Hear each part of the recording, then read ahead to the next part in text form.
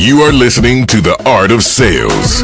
Everyone sells every day, and this is your source for conversational, real-world sales and prospecting methods that you are comfortable using and that get results.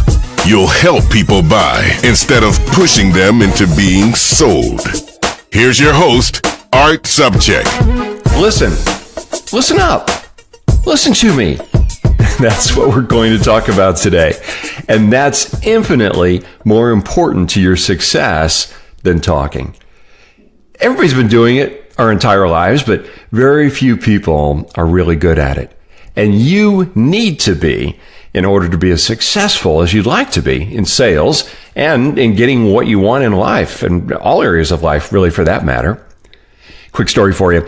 In an interview that I had read with a senior HR director at a large company, he was moaning that although he had plenty of jobs to fill, his main issue was with the general lack of soft skills by applicants.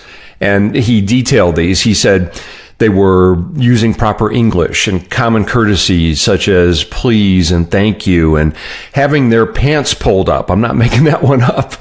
And then also listening and following instructions. So let's focus on that one, because I especially have a problem with the not listening, not only by salespeople, but really anyone in general. I travel frequently for client training programs and keynote presentations at sales meetings all over, and I probably have more encounters with service and hospitality people than the norm. And I've got some great experiences with people who really care and they excel at what they do, regardless of their position or their pay level. But then on the other hand, others, not so much. Everyday examples. Have you ever experienced any of these? When I get chicken wings, I always want to get the sauce on the side. I don't want them drowning in the sauce, right? But normally they come with the sauce on. So I'll ask for a vodka soda with a lemon. And usually it comes with a lime. At a restaurant, a server, as he or she rushes by, just as the food hit the table, they robotically ask, "How's everything so far?" Yeah, it's a good question, but the timing needs to be right. Or you're going to love this one. At the grocery store checkout stand. So the clerk was scanning my items and then asked the question that I know they're trained to ask, because I've heard it hundreds of times, maybe you have too. Did you find everything you were looking for? Now, I'm always friendly and courteous when I smile and I answer, yes, I did, and a lot more. Hey, it's a good question if the person actually cares and listens to the answer.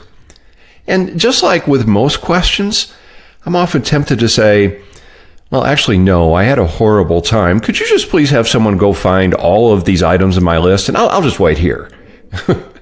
So after she go back to the store again, after she had already asked the question and then proceeded to ring up 4 of my 8 items, she asked again, did you find everything okay? Now, my first reaction was to laugh. And I almost said, well, now that you asked again, it reminded me that I didn't find everything I needed. But I just replied and smiled and said, yeah, I did, thanks. So what's going on with all these examples? Well, it's people who are just routinely and habitually asking questions and not listening to the answer. And that's the major problem. Now, okay, there's probably some people listening right now and they're a little bit pissed because they're coming to the defense of service people saying, well, it's not their fault. They're paid low wages. Lots of customers are jerks. Hey, save it. Yeah, it is their fault because everybody controls their actions. And by the way, I've been there. I've washed dishes. I've bussed tables. I cleaned office toilets one of my first jobs in high school. I delivered flowers. I mowed lawns. I didn't love to do those things, but I chose to do those things at the time in my life. I worked hard at them and dealt with the occasional idiot like we all do. And ultimately, I realized I could trade my time and my talents and deliver the most value and make the most money, and plus sit inside and not get dirty by talking to people and selling. And I decided to do whatever it took to become excellent at it. And the more I learned and practiced, the harder I worked at it and the more I got paid. Funny how that happens, right? So if someone chooses a job, they have contracted and agreed to provide the stated value for what the employer is paying. Remember, we quoted Brian Tracy in an earlier episode. Here's another one from him. He said, and I'm paraphrasing this because it's kind of off the top of my head. He said, when you're doing anything, why not do it to 100% of your ability and with excellence? So everybody has that choice every day. And we all do make a choice at different levels on the scale. Now, for us in sales, let's circle back here to the listening part. I got off on a rant there. This is the easiest thing to really master from a technical perspective. We've been doing it our whole lives, right? But perhaps it's the most difficult to execute for a lot of people. And again, the problem isn't with knowing how to listen. Everybody knows how. It's the why. When I cover listening in my training workshops, I go through the 2 P's of listening. And here they are. This is a writer-downer. Purpose and pause. The purpose is having a reason for listening. And some people right now might be saying, yeah, but I can't even get 2 people to even have a chance to listen to them. And so the reason why and the problem usually also is purpose, because the salesperson has me-itis, making his messaging about him and not about the prospect. And of course, people don't want to talk to him. Go back to our earlier episode about talking about your thing. So instead, when you have an other-focused purpose, your attitude, your approach, your messaging, and your desire to listen takes on a different tone. And so do your results, by the way. Okay, so we've got the purpose. Now, here's the other P, pause. It's simply that, silence. Oh, but you want to pause at 2 points in your question asking and answering process. Here are the 2 points. Number 1, pause after you ask a question. That's right.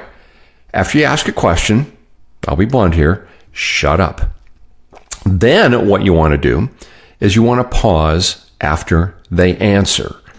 Now, you might be amazed at what you can learn here, because all kinds of good things can happen when you pause after they answer. Mainly, the huge one is, what might they do? They're going to keep talking, right? And if they keep talking, you're going to get better information than you got before. There's just something about people not wanting to have dead air. So if we give them the opportunity, they're going to give us better information than they gave us with their first answer. Now, I'm going to have a lot more on listening in future shows, but for now, here's your very simple action steps. First, define your purpose, your why. Anytime you're speaking with someone, remind yourself of why you need to listen to them. And then, tactically, you want to pause at 2 points. You know where, right? 1, after you ask the question.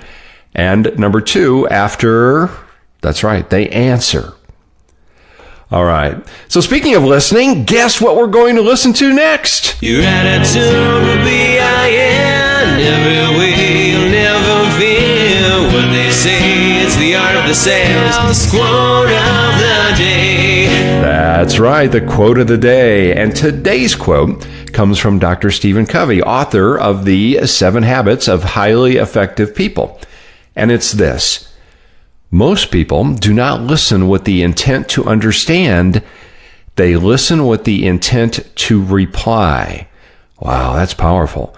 Most people do not listen with the intent to understand. They listen with the intent to reply. So true. So you want to make sure that you're listening to understand, right? And if you follow today's listening action steps, you will indeed listen more and understand more. And as a result, sell more. And by the way, we'd love to get more people listening to this show.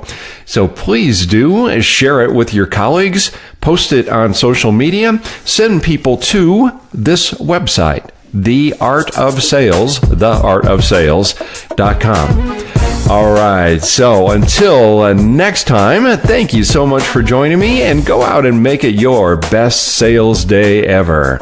I'm Art Sobczak.